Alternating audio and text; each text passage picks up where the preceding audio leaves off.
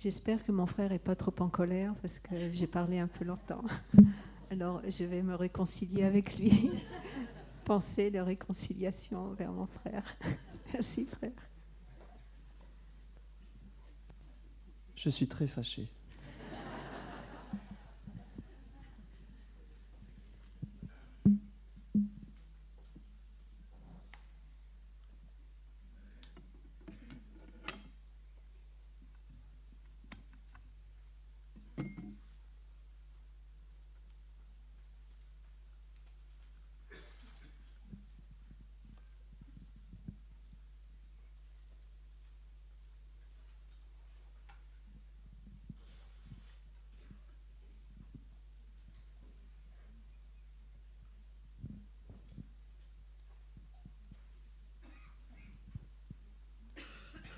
Très cher Thaï, très cher Sangha.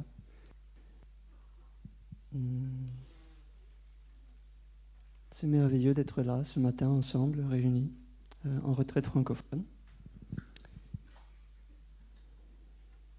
Je me permets de commencer par saluer Thaï, qui est avec nous, puisque Thaï, il est là avec et en chacun de nous.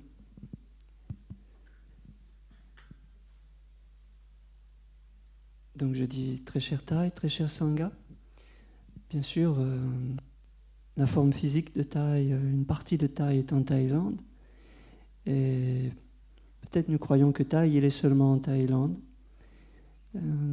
puisque c'est des apparences, le monde des apparences. Mais on dit aussi que les apparences sont trompeuses, n'est-ce pas? Donc, Thaï nous a enseigné à regarder profondément et à reconnaître Thaï en chacun et en chacune de nous. Donc Thaï est là. Thaï est là et exactement comme le Bouddha a dit, prenez refuge en vous-même, prenez refuge dans votre île, l'île du soi. Lorsqu'à la fin de sa vie, son disciple et attendant et cousin, par alliance, Ananda, qui était très attaché à la personne du Bouddha, qu'il a assisté pendant de nombreuses années, était tellement chagriné de voir le Bouddha en fait très malade et sur le point de terminer sa vie sur Terre. Il a demandé au Bouddha, mais comment allons-nous continuer? Comment allons-nous nous organiser? Bouddha, vous avez oublié de nommer quelqu'un pour prendre votre suite et pour prendre la tête de la communauté, n'est-ce pas? Et parfois, des personnes viennent nous voir et nous disent « Mais c'est qui maintenant qui continue Thaï ?» Alors Thaï, il a su anticiper, il a su répondre à la question avant qu'elle ne soit posée. Et pendant de nombreuses années, il nous a clairement fait comprendre que nous étions sa continuation, chacun et chacune de nous, et encore plus, tous ensemble. Et le Bouddha a répondu ceci à Ananda. Il lui a dit « Prends refuge dans l'île du soi. Prends refuge dans le Dharma. Je vous ai offert le Dharma. Là où il y a le Dharma, là il y a le Bouddha. » Et Thaï nous dit, nous sommes sa continuation. Là où nous pratiquons le Dharma que Thaï nous a transmis toutes ces années, là Thaï est présent. C'est aussi simple que ça. Si nous oublions de pratiquer ou que nous sommes paresseux, alors Thaï est un peu moins présent. Si nous revenons à une respiration consciente et à des pas en pleine conscience, nous manifestons la continuation de Thaï, nous manifestons la continuation du Dharma vivant, la continuation du Bouddha historique. C'est aussi simple que cela. Et nous faisons cela ensemble, en tant que Sangha, n'est-ce pas?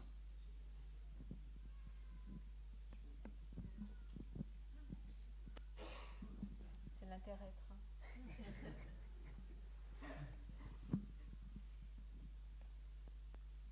Je vais me lever pour faire un peu d'exercice.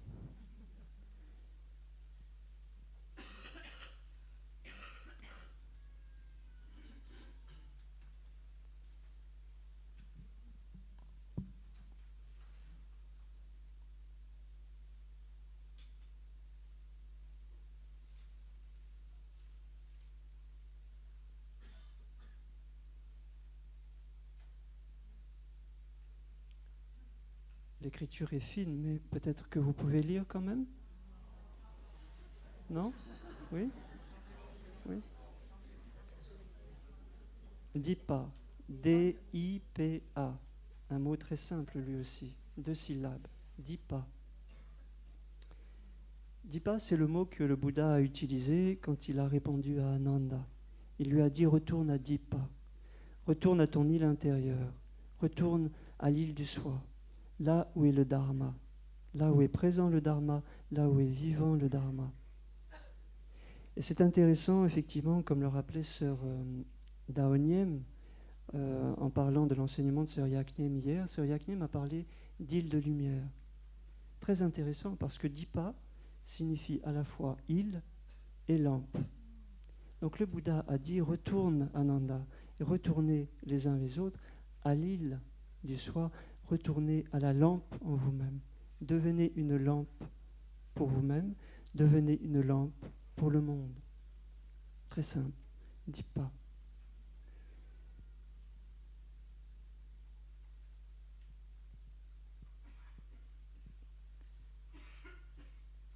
Sœur Daonyem a parlé de l'interêtre. C'est cela que ça veut dire aussi.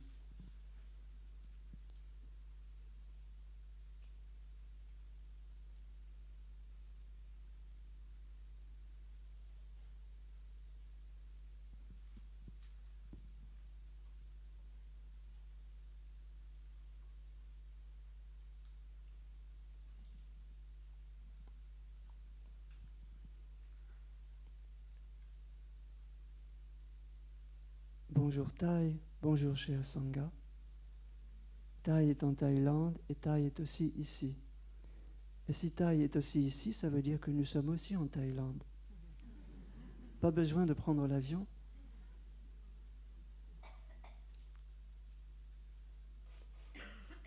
La notion d'interêtre, ça veut dire que rien n'existe par soi-même. Dans un enseignement donné en 2003, le 13 juillet 2003, pour être précis, Thaï a parlé du mystère de l'interêtre. Et il a exposé de façon très éloquente cette compréhension de l'interêtre, ce mystère de l'interêtre, en parlant, comme il aimait beaucoup le faire, comme il aime beaucoup le faire, de la fleur. Une fleur, ça n'existe pas toute seule, par elle-même. Une fleur, ça existe aussi grâce au soleil, comme Sœur Daonyem m'en a parlé, le soleil qui transforme la nature. Le soleil de la pleine conscience nous transforme également. Dans la fleur, il y a la pleine conscience parce qu'il y a notre pleine conscience. Dans la fleur, il y a la conscience. Dans la fleur, il y a l'espace, il y a le temps, il y a l'eau, le nuage, la terre. Voilà ce que signifie interêtre. Cela signifie être avec le reste de la vie, être avec le reste du cosmos. Une fleur, en fait, dans cet enseignement que nous offre Thaï, c'est assez magnifique. Une fleur est surtout faite d'éléments non-fleurs.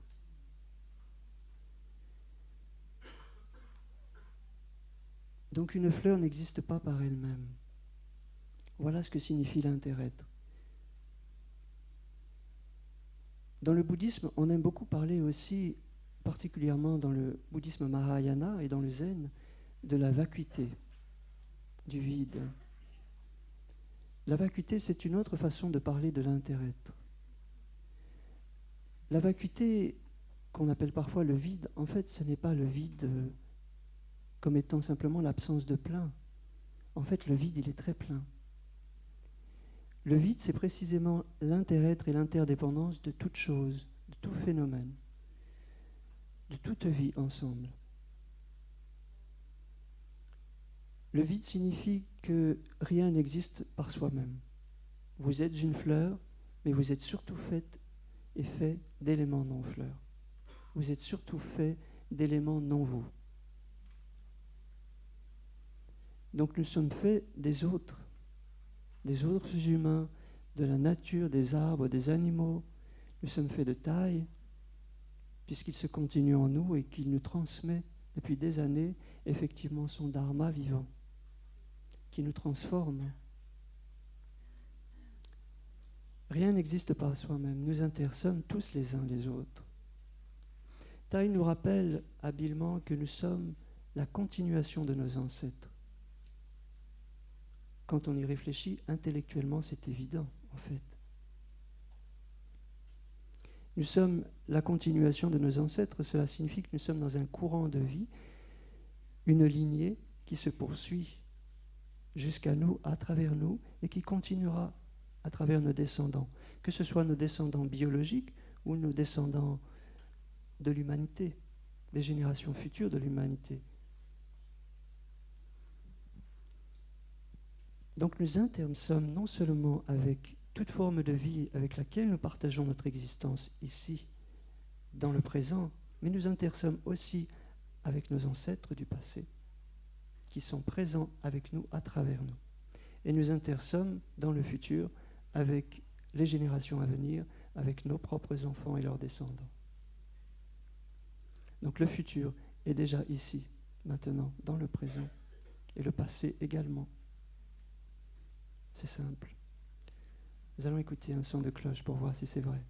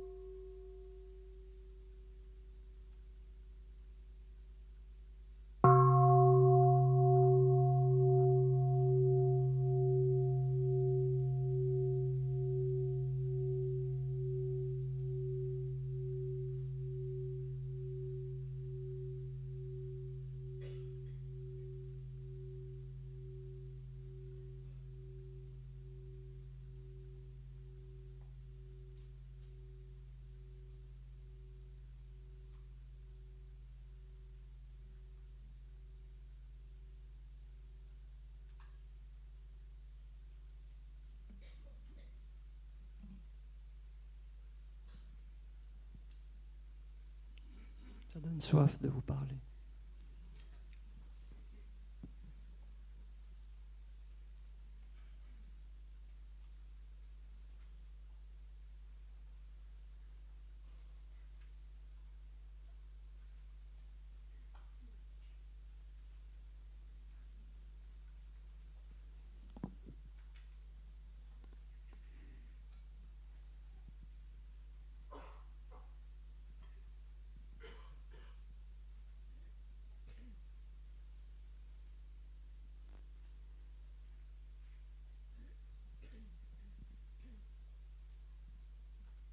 Alors la question que peut-être certaines d'entre nous se posent, une question très zen, là aussi. Qui sommes-nous? Qui suis-je? La réponse est simple. Je suis tous les autres. Je suis le reste de la vie. Et surtout, je suis l'instant présent. Et ce que je vis. Et tout ce qui se manifeste d'instant en instant. C'est très rassurant d'avoir des réponses à des questions, surtout une question comme celle-ci. Cette notion d'intérêt-être est très importante pour nous. Cette notion d'intérêt-être opère comme une guérison. Elle est un remède véritable. Ce n'est pas un subterfuge. C'est une réalité à contempler et découvrir avec le regard profond. Et ça, c'est notre pratique, le regard profond. Il faut nous entraîner sur ce chemin à contempler, à regarder profondément le mystère de l'intérêt-être, le mystère de la vie. Nous poser des questions sur le sens de notre existence, sur le sens de nos souffrances, de ces répétitions dans lesquelles nous sommes, pour comprendre pour nous libérer, pour nous transformer, pour guérir. Et ce mystère de l'intérêt-être est une invitation à la contemplation. Et il nous faut nécessairement cultiver ce regard profond On n'acquiert pas cette compréhension une fois pour toutes, et c'est les vacances ensuite. Le chemin de pratique est un chemin vivant et dynamique, qui demande de grandir dans la pratique, de continuer, de cultiver l'attention. Le premier élément sur ce chemin, sur lequel insiste tellement Tai, c'est la pleine conscience. La pleine conscience, lorsqu'elle est cultivée, elle grandit en nous, elle devient plus forte. Cette pleine conscience qui nous permet d'être au courant de ce qui se passe pour nous, pour notre situation dans le moment. Je sais ce qui se passe pour moi, je suis au courant de ma respiration, du battement de mon cœur, de la présence des autres, de mes sensations, de mes émotions, de mes pensées, ou de l'absence de mes pensées. Grâce à la pleine conscience, je peux entendre le chant de l'oiseau. Vous entendez le chant de l'oiseau?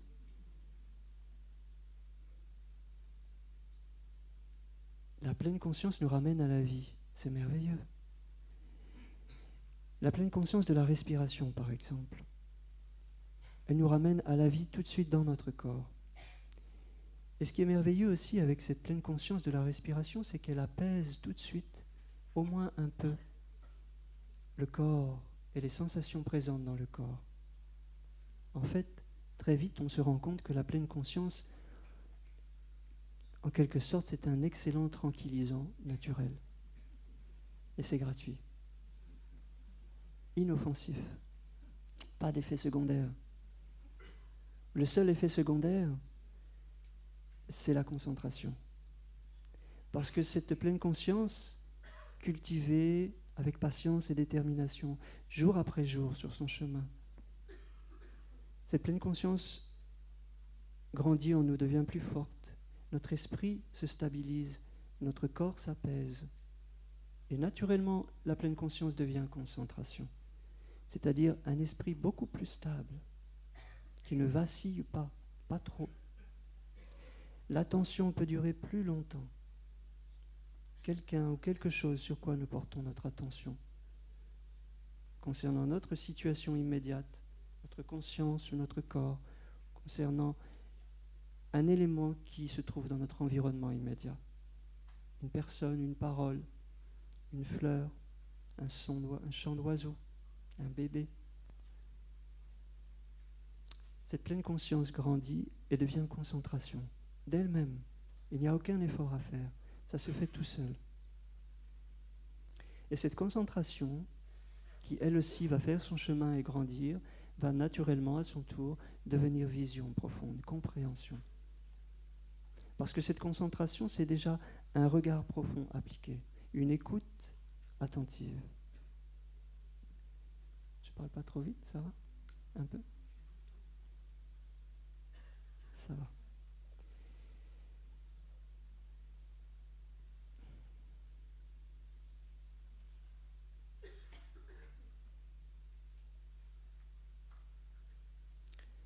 Nous intersommes avec le passé, nous intersommes avec le futur et nous intersommes encore plus peut-être avec le présent, n'est-ce pas?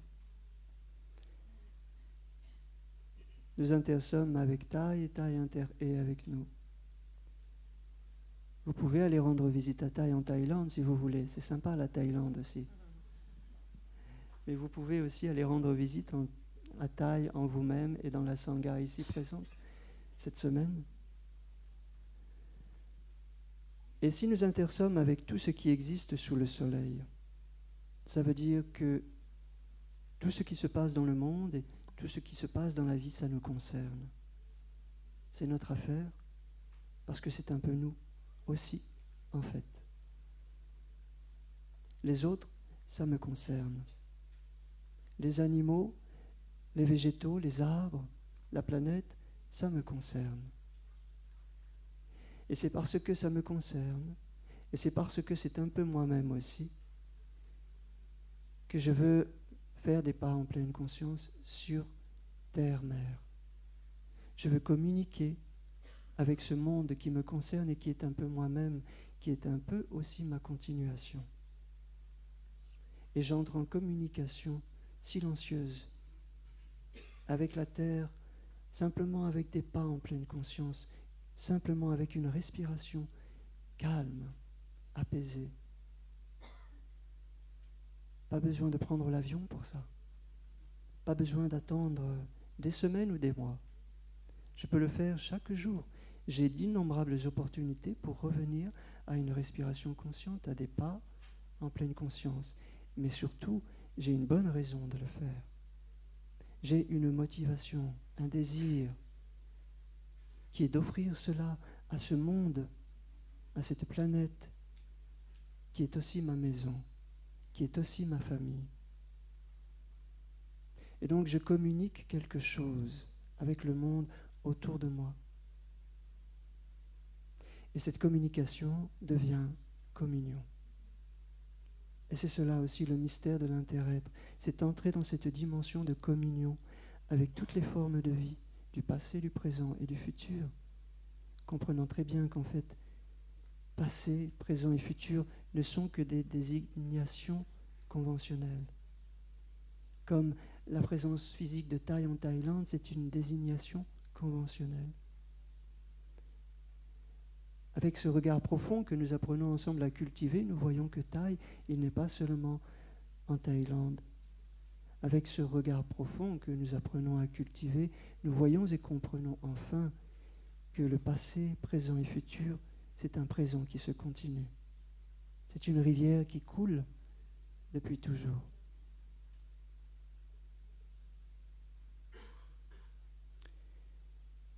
Donc les autres, ça me concerne. La vie sur Terre, le monde, c'est mon affaire et ça me concerne. Certes. Mais bon, nos capacités sont quand même limitées.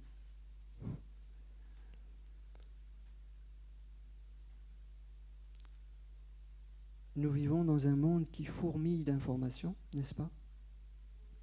Et nous avons une capacité limitée d'engrangement des informations, de lecture, de transformation et de digestion des informations, n'est-ce pas? Donc si le monde, c'est mon affaire, c'est ma maison, c'est ma famille, bien sûr, à chacun et à chacune d'y trouver aussi ses propres capacités, son propre rythme. Il y a un équilibre donc que l'on peut souhaiter chercher et trouver entre une extrême qui serait une totale indifférence et un parfait égoïsme, et une autre extrême qui serait un engagement et un activisme effréné, intensif, à vouloir sauver le monde à tout prix, jour et nuit, et à s'épuiser. Et dans cet épuisement, à se faire beaucoup souffrir et à faire beaucoup souffrir ses proches autour de soi. Alors ces tendances, si on en parle, c'est parce qu'elles existent un peu quand même. Si ce n'est en nous, en tout cas peut-être dans notre environnement et dans le monde. Nous avons en nous aussi ces graines d'indifférence, d'égoïsme, vécues parfois comme nécessaires. Je ne sais pas si c'est nécessaire, mais c'est là. Et nous avons aussi ces graines d'héroïsme, n'est-ce pas? Nous sommes tellement touchés par la souffrance du monde, terrible souffrance du monde, le tourment qui existe et qui a existé à toutes les époques, les violences, les abus, les guerres. Il y a donc un équilibre à trouver. Nous devons nous poser cette question, mais quelle est la meilleure façon d'aider le monde? Quelle posture trouver? Et quelle posture trouver déjà chez moi, à la maison, avec mes proches, avec ma femme, mon mari, mes enfants, mes amis, mes voisins, mes collègues, avec ma sangha? Quelle posture trouver? Quelle est la meilleure façon de servir le monde? Il y a quelques années, ici au Hameau Nouveau, dans la salle à manger,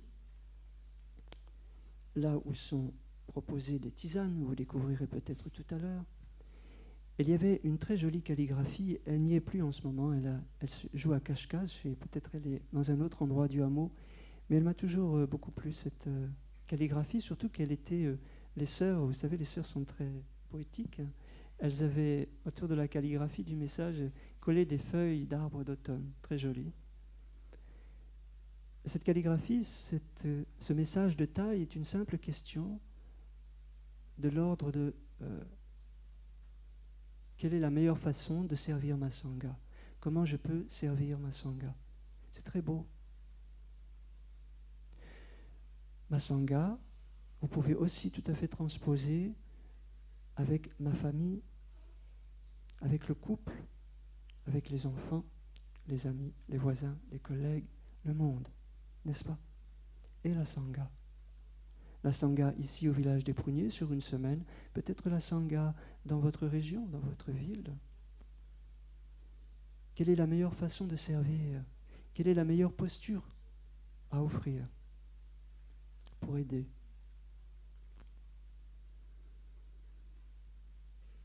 Contemplons cette question quelques instants avec un son de la cloche.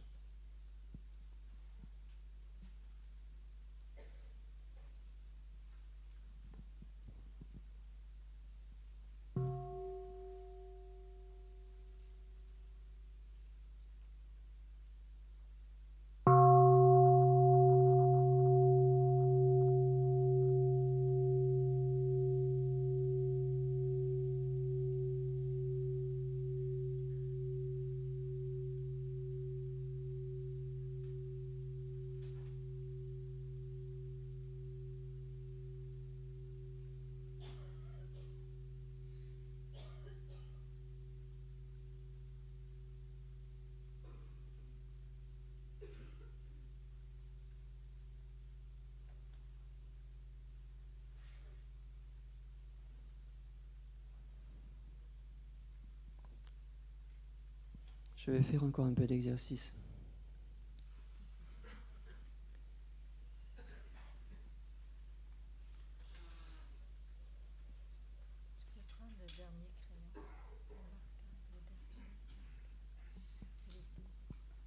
Déplacer le tableau, c'est ça? Non, le marqueur, le dernier marqueur, il est plus gros.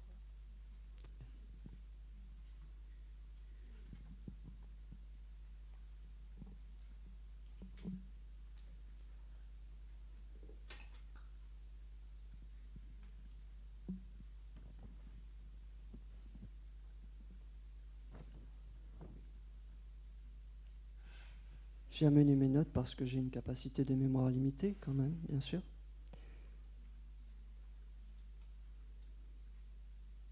J'ai regardé profondément et j'ai écouté avec ma respiration consciente et je me suis demandé c'est quoi la sangha? Et en écoutant, voilà ce que j'ai entendu. La sangha, c'est un lieu pour développer la sagesse et la compassion. Dans le bouddhisme, sagesse et compassion vont ensemble. On dit que ce sont comme deux ailes d'un oiseau, un grand oiseau. Sans la compassion, la sagesse est incomplète parce qu'elle ne peut pas agir. Sans la sagesse, la compassion est incomplète parce qu'elle risque de mal agir ou de mal comprendre. La sagesse, c'est l'aspect de la compréhension que l'on va obtenir sur la base de sa pleine conscience, cultivée avec patience et diligence, que l'on va obtenir sur la base de la pleine conscience devenue concentration, un esprit plus stable et plus clair, et qui va donner de la vision profonde, donc de la compréhension, de la sagesse. Et la compassion, quant à elle, elle est une énergie qui consiste à être touchée. Touchée dans le sens d'être remuée, touchée dans le sens d'être ému. Et par quoi sommes-nous touchés et émus qui fait que la compassion alors se manifeste en nous? Parce qu'on ne choisit pas forcément de faire apparaître la compassion. Simplement, il y a une démarche, un regard, une attitude qui fait à un moment donné que la compassion apparaît. Eh bien, c'est la souffrance. La compassion, elle a complètement à voir avec la souffrance, la reconnaissance de la souffrance.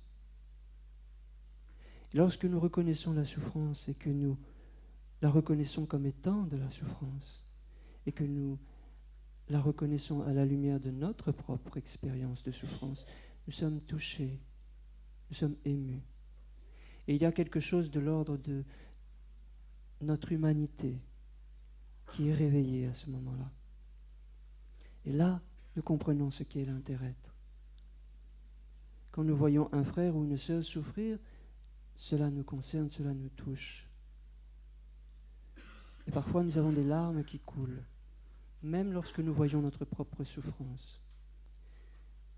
Donc, sagesse et compassion vont ensemble, et selon moi, parmi bien d'autres choses, la Sangha est un lieu pour cultiver et développer la sagesse et la compassion, dont le monde a tellement besoin, et dont chacun et chacune de nous avons tellement besoin.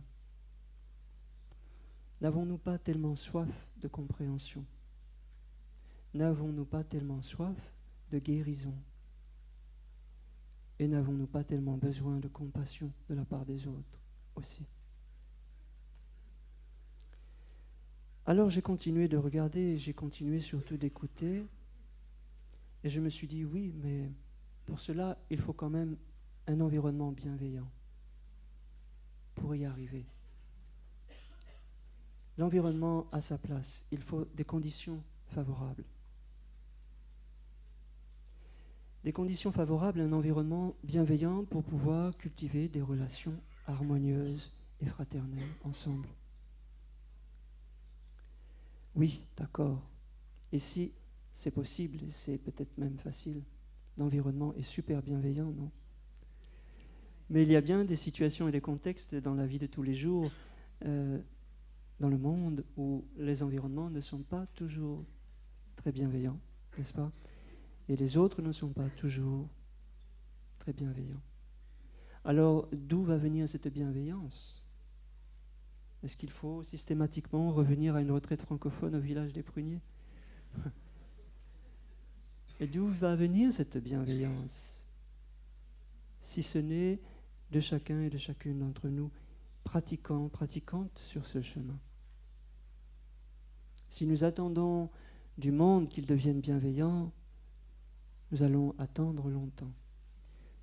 C'est à nous d'apporter la bienveillance dans le monde. Cette bienveillance doit commencer avec nous. La bienveillance dans le bouddhisme, c'est la première des qualités de l'amour. Vous voyez, ce n'est pas rien. Plus généralement, on traduit cela par la bonté. En pali, ça se dit metta, en sanskrit, ça se dit maitri. Et Thai nous dit que maitri vient du mot mitra, qui signifie ami. Nous avons une très belle expression aussi dans le bouddhisme qui parle de kalyana mitra, l'ami spirituel, l'ami sur le chemin. Donc, générer, faire naître cette bienveillance, c'est savoir être un ami pour le monde. Mais le monde, il n'est pas seulement à l'extérieur, il commence avec nous. Donc, c'est commencer déjà par apprendre, car nous avons besoin d'apprendre, nous n'avons peut-être pas appris ou nous avons oublié. Apprendre à devenir un ami, une amie pour soi-même, comme la garantie de pouvoir devenir un ami, une amie pour l'autre, les autres et le monde. Donc il y a toute une démarche. Et si je considère que la Sangha est un lieu pour développer la sagesse et la compassion, je regarde dans la façon dont nous vivons, je vois qu'il faut un environnement bienveillant et que cette bienveillance doit venir de nous. Et il y a une manière de s'y prendre, il y a donc une attitude, une démarche. J'aimerais vous lister quelques éléments que j'ai entendus après avoir écouté attentivement.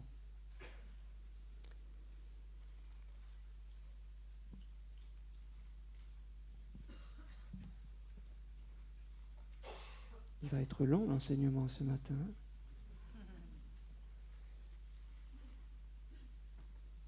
Ici au village des Pruniers, et peut-être, et je pense, dans tout contexte qui réunit la présence d'une Sangha, nous apprenons. Nous apprenons, ça veut dire que nous nous entraînons, nous pratiquons. C'est donc une démarche. Nous essayons de notre mieux d'aller dans une certaine direction qui consiste à apprendre à s'apprécier mutuellement chaque jour. Nous apprenons à nous apprécier les uns les autres.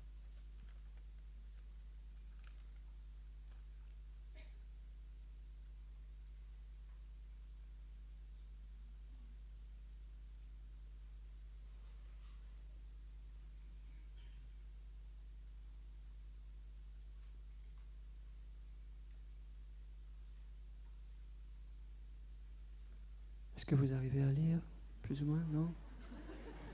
C'est petit. Je sais, on m'a dit c'est une jolie écriture, mais elle est difficile à lire. Bon, de toute façon, vous avez des oreilles, vous écoutez attentivement. S'apprécier mutuellement. Si vous ne pouvez pas lire, je vais m'arrêter d'écrire, comme ça on va gagner un peu plus d'espace et de temps. Comment? S'apprécier mutuellement chaque jour. S'apprécier les uns les autres, c'est une pratique. Et cette pratique, on l'appelle aussi l'arrosage des fleurs. Nous apprenons à regarder l'autre, l'autre personne, le frère, la sœur, et à reconnaître ses qualités, ses talents, ses aspects positifs. Et non seulement à reconnaître, mais à le lui dire aussi, à les lui exprimer. C'est l'arrosage des fleurs. Sœur Daonienne nous a rappelé que nous allons avoir, je pense donc dans chaque hameau, une présentation du renouveau. Ou hameau du haut, je sais que ça se fera effectivement vendredi soir, c'est ça? Ah, tu as parlé des 5 entraînements. Il y aura le renouveau dans les hameaux aussi, en tout cas hameau du haut et hameau du bas, peut-être hameau nouveau. Et donc ce sera abordé un peu plus, de façon un peu plus élargie, mais le premier aspect, c'est l'arrosage des fleurs. Très important. Sœur Daonienne nous a parlé du mantra « Chérie, je sais que tu es là. J'en suis très heureux. Chérie, je suis là pour toi et je veux que tu le saches. » Donc c'est la reconnaissance de la présence de l'autre et comme quoi cette présence est précieuse dans ma vie. Et Thaï, plusieurs fois, nous a encouragés à reconnaître les talents et les qualités de nos frères et nos sœurs. Il faut regarder profondément pour voir quelles peuvent être les qualités de ce frère, quelles peuvent être les qualités de cette sœur. Pour aider ce frère et cette sœur, qui est une fleur de l'humanité, à s'épanouir. Donc c'est au service de notre Sangha que nous allons apprendre à nous apprécier les uns les autres, en situation à chaque rencontre peut-être. C'est au service de notre couple, de notre famille, de notre voisinage, de notre quotidien. Regardez profondément pour reconnaître les qualités de l'autre. Nous apprenons sur ce chemin à nous apprécier mutuellement. Nous apprenons pour cela à nous écouter les uns les autres. Nous apprenons à nous écouter. Nous prenons le temps de nous écouter. Nous prenons le temps de nous regarder. Nous prenons le temps de nous reconnaître. C'est indispensable dans une sangha. Comment pourriez-vous appeler votre sangha une sangha s'il n'y a pas ces éléments de pratique? Car chercher à permettre à l'autre personne de s'épanouir, c'est pour permettre à la sangha de s'épanouir. C'est pour permettre à votre couple de s'épanouir. C'est pour permettre à votre famille de s'épanouir. C'est pour permettre au monde de s'épanouir. Ce sont des pratiques très importantes. Nous apprenons à nous écouter les uns les autres et nous apprenons, pratique incontournable, à être patients les uns envers les autres. Nous apprenons à être patients. Ne dit-on pas en français que la patience est une grande vertu? Je pense que la patience est une immense vertu et qu'il faut une immense patience sur ce chemin de vie. Et la patience est déjà de la sagesse. Et Thaï nous dit lui-même que la patience, c'est déjà de l'amour.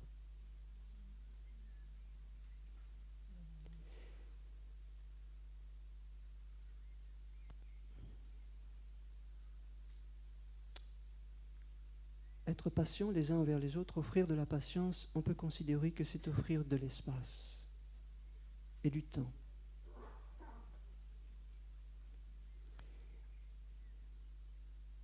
Ensuite, nous apprenons à respecter nos différences, très important. Et nous savons très bien, particulièrement aujourd'hui dans le monde, comme nous souffrons de voir tant d'intolérance. Et que nous ne sommes pas respectés, que nous ne nous respectons pas dans nos différences culturelles, nationales ou autres, individuelles, particulières. Et c'est beaucoup de violence en fait, et beaucoup de souffrance. Et en même temps, là aussi, c'est un chemin, car ce n'est pas si facile de s'apprécier dans nos différences et de se respecter dans nos différences. C'est un chemin, c'est un apprentissage. Et c'est aussi, je pense, ce que nous apprenons à faire dans la Sangha, dans une Sangha. Ensuite, nous apprenons à nous faire confiance. Très important et pas si facile non plus. Je peux me rasseoir si j'écris plus au tableau, en fait.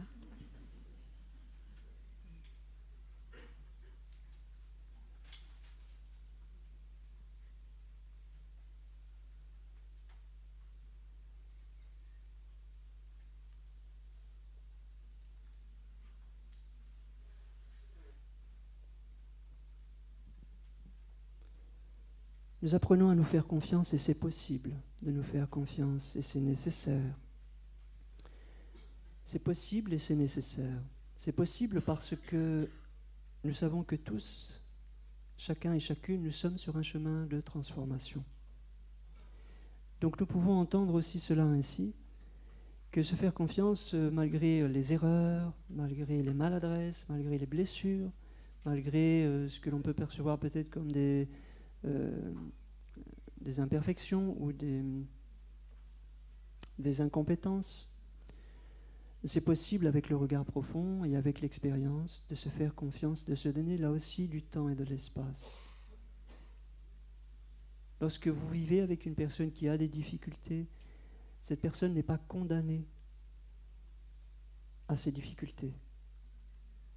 Cette personne n'est pas figée dans ses limitations. Nous sommes tous sujets à cette merveilleuse dynamique qu'est l'impermanence. D'accord ? Et nous avons un chemin qui est un chemin de transformation. C'est pourquoi nous pouvons nous faire confiance. En nous donnant du temps et de l'espace. Et si chacun et chacune d'entre nous regarde un petit peu dans son histoire, pose un regard en arrière et voit le chemin qu'il ou elle a parcouru, nous avons changé et nous avons transformé un certain nombre de choses en nous. Nous avons su, en tant que jardinier, transformer le compost en fleurs et en fruits. Nous avons grandi. Nous nous sommes épanouis dans une certaine mesure. Donc la transformation est possible et c'est ce qui rend aussi possible de nous faire confiance les uns les autres.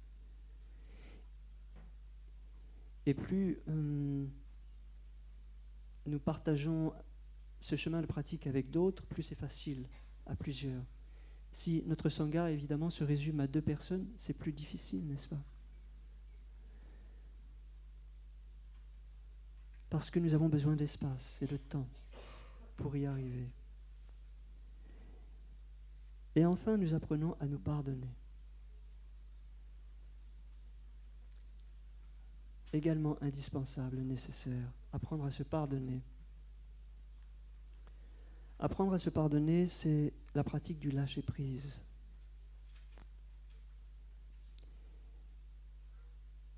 Et voilà en quoi c'est aussi le chemin de la sagesse et de la compassion.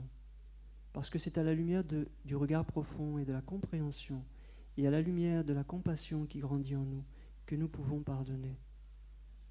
Nous savons les erreurs que nous avons nous-mêmes commises, nous savons les erreurs qu'ont pu commettre les autres. Notre regard profond nous amène à voir à la lumière de l'inter-être, de l'interdépendance.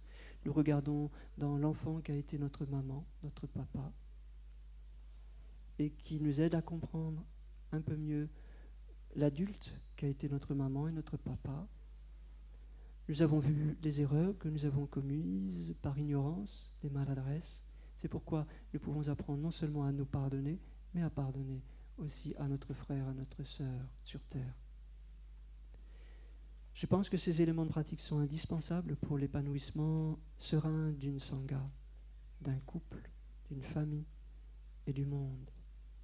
Et que cet environnement de bienveillance, il va passer par nous. Si je parle ainsi de la sangha et des éléments qui aident à faire grandir une sangha, je ne peux pas ne pas vous parler brièvement des 6 principes de l'harmonie que Thai nous offre et qui aident à vivre en sangha, à développer en sangha. Je vous propose qu'on écoute ensemble un son de la cloche et je vous partage ces 6 principes de l'harmonie pour conclure cet enseignement.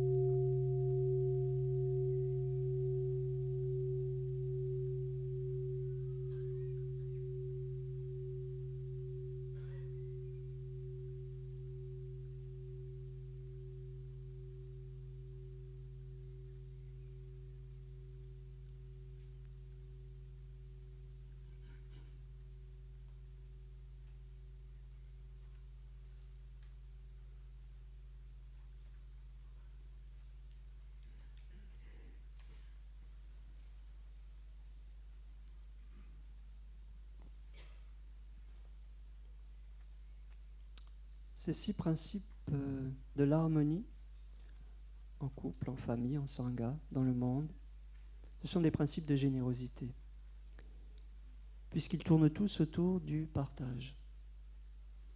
Premier élément indispensable pour vivre ensemble, en famille ou en sangha, c'est de vivre sur un même lieu, de partager un même lieu. C'est le premier principe de l'harmonie, à condition matérielle, physique.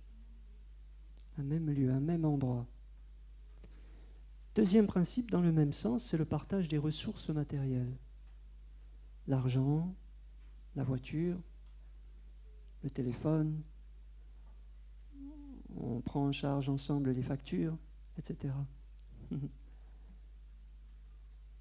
Troisième élément, très important, c'est le partage des préceptes ensemble. Le partage des entraînements à la pleine conscience. Donc on en parlera dans cette retraite. Il y aura une présentation, il y aura une cérémonie. Très important. On sait très bien que beaucoup de communautés n'ont pas survécu à cause de l'absence d'une base éthique et spirituelle ensemble. Et on peut considérer bien sûr le monde comme étant une communauté.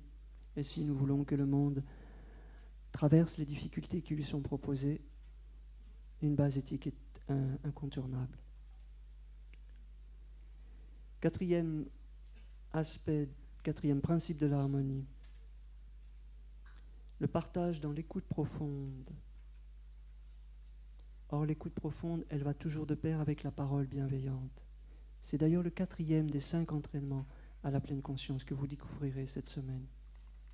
L'écoute profonde, l'écoute attentive, qui va pouvoir offrir une parole plus avisée, plus réfléchie, éventuellement bienveillante.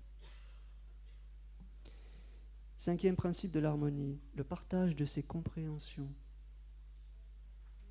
Nous avons pris le temps de regarder profondément, d'écouter attentivement, et nous avons des prises de conscience. Nous avons des lumières de compréhension. Nous allons les partager avec l'autre. Nous allons les partager avec notre sangha. Parfois, il faut du courage. Ça peut être intimidant, une sangha. C'est mon expérience. 6e principe de l'harmonie, c'est le partage de ses points de vue.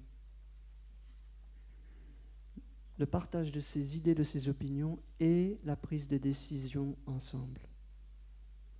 Dans quelle direction nous voulons emmener notre famille, dans quelle direction nous voulons emmener notre sangha. Partageons nos opinions et non pas nous imposons nos opinions. Cet aspect du respect les opinions les uns des autres est très présent dans les 14 entraînements à la pleine conscience. Ne pas imposer ses opinions, même bouddhistes. Ne pas imposer ses idées, même à ses enfants. Et pour pouvoir prendre des décisions ensemble. Et puis je me suis amusé à un peu de créativité, d'innovation. Je me suis dit, mais on rajouterait facilement un 7e principe à l'harmonie. Le partage de la pratique du renouveau. Pour garantir cette harmonie ensemble. Le renouveau qui sera présenté cette semaine, je veux juste dire un mot ou deux. On peut le comprendre avec 2 aspects. Le renouveau comme préventif et le renouveau comme guérissant. On cherche à prévenir ou à cultiver les relations harmonieuses ensemble. Et puis quand il y a des fâcheries, on va chercher à réconcilier. Donc oui, c'est un principe de l'harmonie ensemble, n'est-ce pas?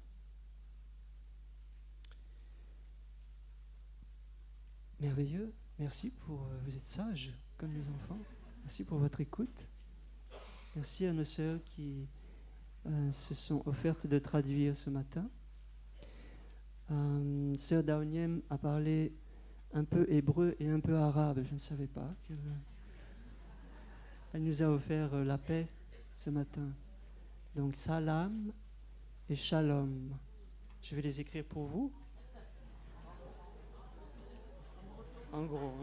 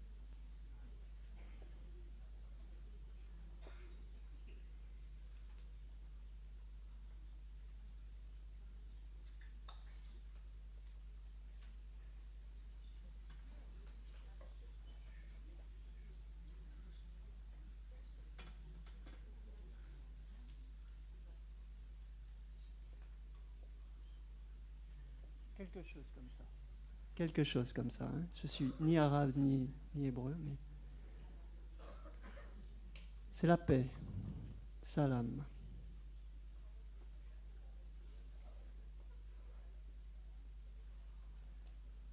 Et Venu, shalom.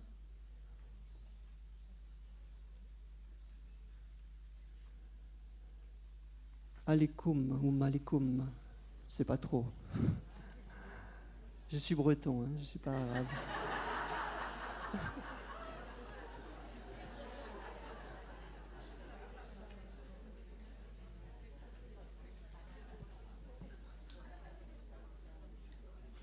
C'est ça. Donc si je ne confonds pas les deux, Ejebna salam aleichem c'est en hébreu et Evenu shalom alikoum c'est en arabe.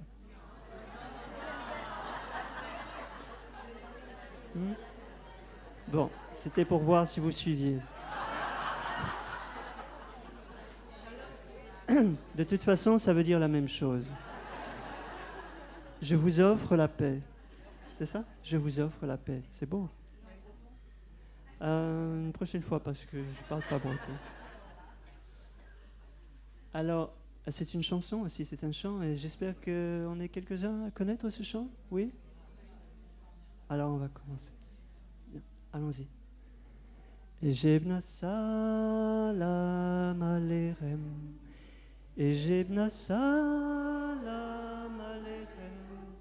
Ejebna salam aleichem. Ejela salam salam aleichem. Venu shalom alikum. Evenu shalom alikum. Evenu shalom alikum.